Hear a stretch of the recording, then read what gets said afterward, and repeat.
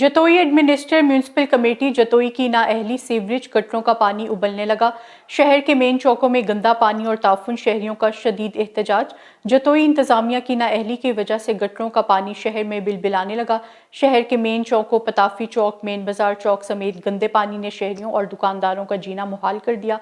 बदबू और ताफुन की वजह से शहरियों का गुजरना और दुकानदारों का बैठना मुहाल हो चुका।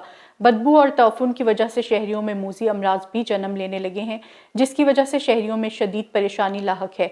इस मौके पर शहरियों ने शदीद एहतजाज करते हुए कहा कि वज़ीर आला पंजाब, कमिश्नर डीजी खान और डीसी मुजफ्फरगढ़ हम पर तर्स खाएं और शहर में मौसर सफाई का निज़ाम मुरतब करें।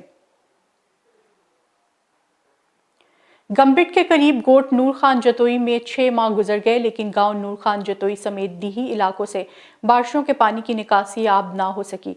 मुतासरीन 6 माह गुजरने के बावजूद अपने घर बार छोड़कर सरकारी हस्पताल समेत महफूज मकामात पर बैठने पर मजबूर। मुतासरीन ने 6 माह से ज़ायद गुजरने के बावजूद इंतजामिया पानी की निकासी का अमल शुरू नहीं कर रही।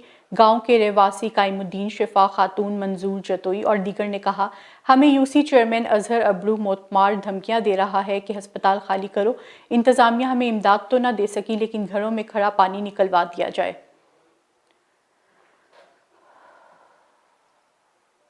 कंदकोट शहर समेत वार्ड 15 में सीवरेज का गंदा पानी घरों में दाखिल होने लगा, जिसके बाइस बीमारियों में इजाफा होने लगा। कंदकोट में सीवरेज का गंदा पानी घरों में दाखिल हो चुका, जिसके बाइस रिहायशी सख्त परेशान हैं।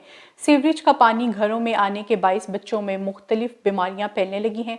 शहरियों का कहना था कि वार्ड 15 में JUI को वोट दिया, लेकिन मुंतखब नुमाइंदे अवाम को रिलीफ देने में नाकाम हो चुके।